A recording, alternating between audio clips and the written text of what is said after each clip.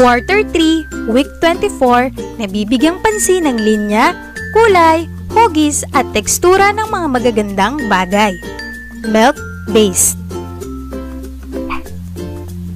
Most essential learning competency. Nabibigyang pansin ng linya, kulay, hugis at tekstura ng mga magagandang bagay na makikita sa kapaligiran tulad ng sanga ng puno, dibuho ng ugat, dahon, kahoy, bulaklak, halaman, bundok, ulap, bato, kabibe at iba pa. Mga gawa ng tao tulad ng mga sariling gamit, laruan, bote, sasakyan, gusali at iba pa.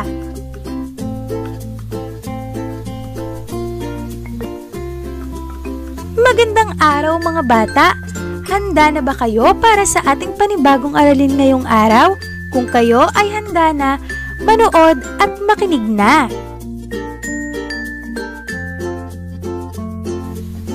Tignan ang larawan. Ano-ano ang mga magagandang bagay ang nakikita mo sa iyong kapaligiran? May mga magagandang bagay na makikita sa ating kapaligiran tulad ng nasa larawan. Isa-isahin natin.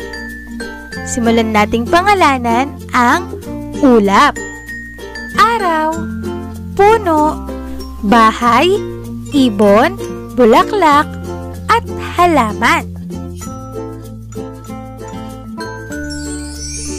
Ang ating kapaligiran ay binubuo ng mga linya, kulay, hugis, at tekstura. Ito ay maaaring mga likas na likha o natural o di kaya naman ay mga gawa ng tao. Simulan natin sa iba't ibang uri ng linya. Ang iba't ibang uri ng linya ay patayo, pahiga, pahilis, pakurba, paalon, at pazigzag. Patayo na linya. Pahiga na linya. Ano nga ba ang mga magagandang bagay na makikita natin na mayroong patayo at pahigang linya? Ito ay ang mga sumusunod. Ang mga linyang ito ay makikita natin sa ating kalsada. Ito rin ay makikita natin sa ating tahanan sa pamamagitan ng ating mga pintuan at bintana. Ang kasunod ay pahilis na linya. Ano nga ba ang mga magagandang bagay na may pahilis na linya? Ito ay dahon at kamay ng orasan. Pakurbang linya. Ano nga ba ang mga bagay sa ating kapaligiran na mayroong pakurbang linya? Ito ay ang ating bakod at ang buwan. Ang kasunod naman ay paalon na linya. Ang mga magagandang bagay na may paalon na linya ay alon ng dagat at yero. Ang huli ay ang pazigzag na linya.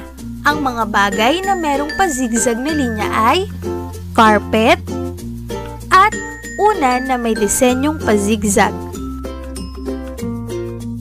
Magaling mga bata, muli ay pangalanan natin ang iba't ibang uri ng mga linya.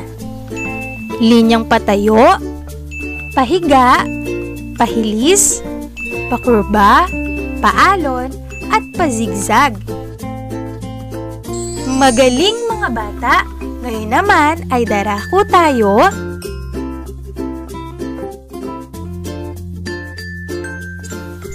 sa iba't ibang mga kulay. Ang iba't ibang mga kulay ay kulay pula, asul, dilaw, berde, kahel, lila, tsokolate, at kulay itim.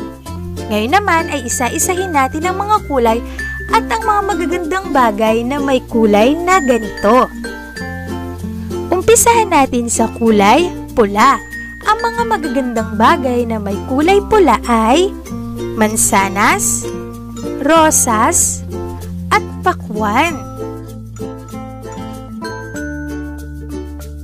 Ang kasunod naman ay kulay asul. Ang mga magagandang bagay sa ating kapaligiran na may kulay asul ay pantalon, kalangitan, at dagat. Kulay dilaw. Ang mga magagandang bagay na nasa ating kapaligiran na kulay dilaw ay saging, araw, at keso. Kulay berde. Ang mga magagandang bagay na makikita natin sa ating kapaligiran na kulay berde ay damo, palaka, at ampalaya.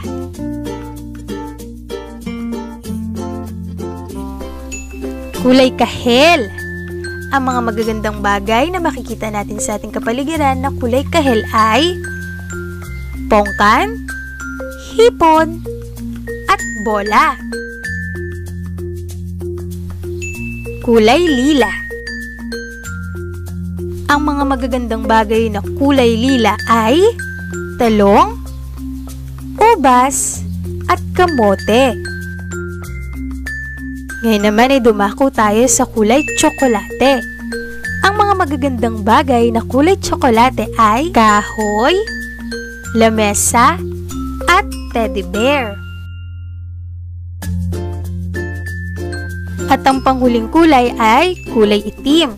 Ang mga magagandang bagay na makikita natin sa ating kapaligiran na kulay itim ay sapatos, gulong, at uling.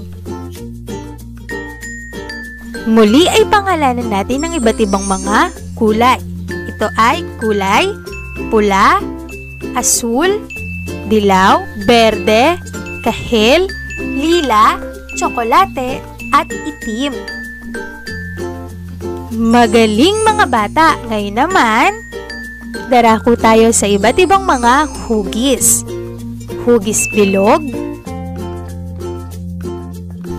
parisukat, tatsulok, parihaba, at biluhaba.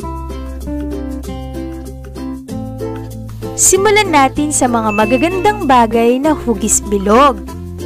Ito ay bola, botones, at gulong.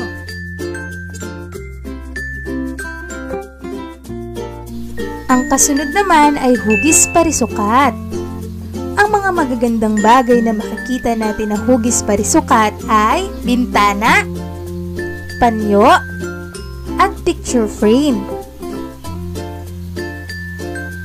Ang kasunod na hugis ay hugis tatsulok. Ang mga magagandang bagay na makikita natin na hugis tatsulok ay keso, apa, at flaglet. Ang kasunod na hugis naman ay hugis parihaba.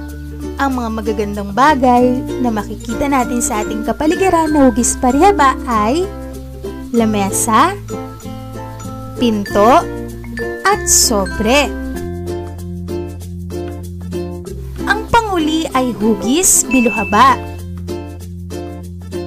Ang mga magagandang bagay sa ating kapaligiran na hugis biluhaba ay itlog, salamin, at gamot. Magaling mga bata, muli ay pangalanan natin ang iba't ibang mga hugis na makikita natin sa ating kapaligiran. Ito ay ang mga hugis bilog, parisukat, tatsulok, parihaba, at biluhaba.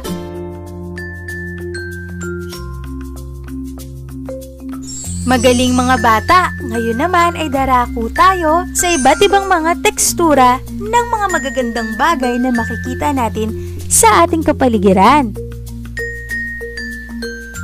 Merong malambot na tekstura, matigas, magaspang, at makinis.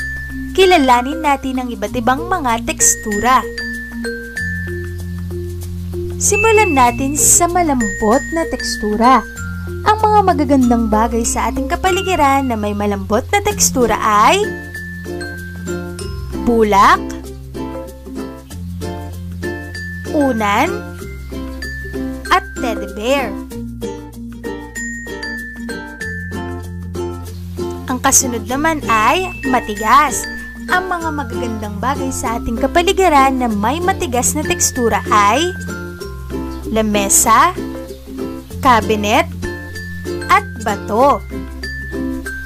Ang kasunod naman ay magaspang na tekstura.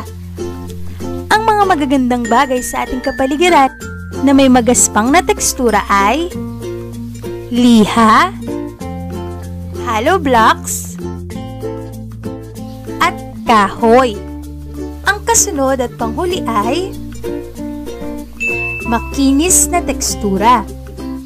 Ang mga magagandang bagay na merong makinis na tekstura ay salamin, holen, at plato.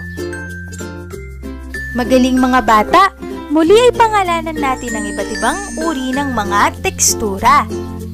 Merong teksturang malambot, matigas, magaspang, at makinis. Magaling mga bata!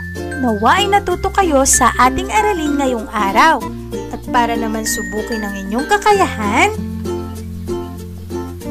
subukan natin. Alin sa mga magagandang bagay sa kapaligiran ang may patayo at pahiga na linya? Buwan o bintana? Ano ang tamang sagot?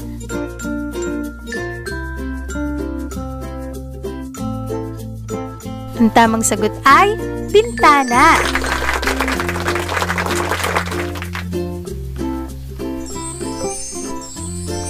Alin sa magagandang bagay sa kapaligiran ang kulay dilaw? Damo o araw? Ano ang tamang sagot?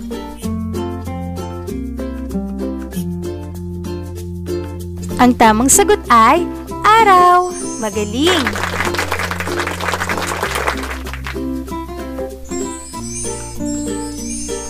Alin sa magagandang bagay sa kapaligiran ang kulay pula? Rosas o bola? Ano ang tamang sagot? Ang tamang sagot ay rosas. Magaling!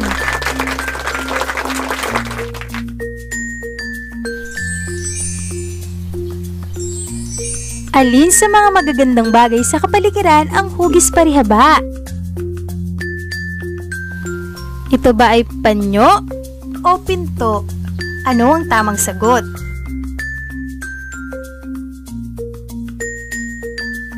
Ang tamang sagot ay pinto. Magaling mga bata!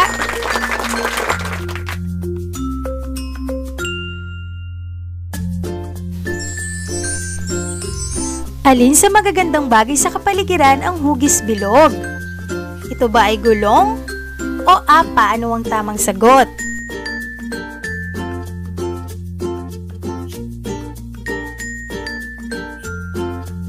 Ang tamang sagot ay gulong. Magaling mga bata!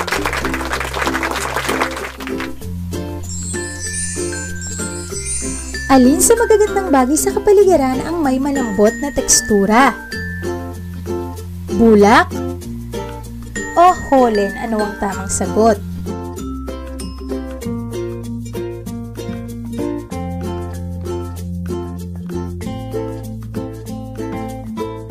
Ang tamang sagot ay bulak.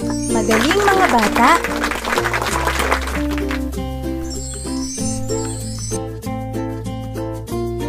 Alin sa magagandang bagay sa kapaligiran ang may magaspang na tekstura?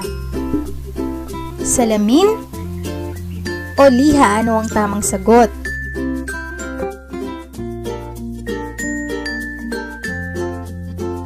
Ang tamang sagot ay liha. Magaling mga bata! Magaling mga bata! Tunay ngang kayo'y natuto sa ating aralin. At para naman sa ating mga karagdagan na gawain,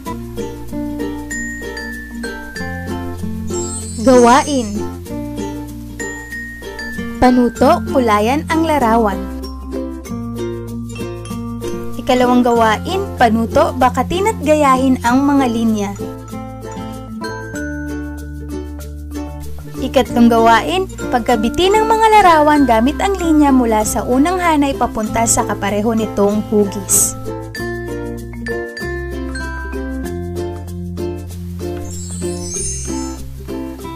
Ikaapat, kulayan ng tama ang mga magagandang bagay na makikita natin sa ating kapaligiran. Ikalima, panuto, lagyan ng check ang loob ng kahon kung ang bagay ay malambot. X naman kung matigas. Iguhit naman ang tatsulok kung ang bagay ay makinis at bilog kung magaspang. At ang panghuling gawain, bilangin ang mga bagay at isulat sa loob ng kahon ng tamang bilang. Magaling mga bata, nawa ay natuto kayo sa ating aralin. Hanggang sa muli nating pagkikita.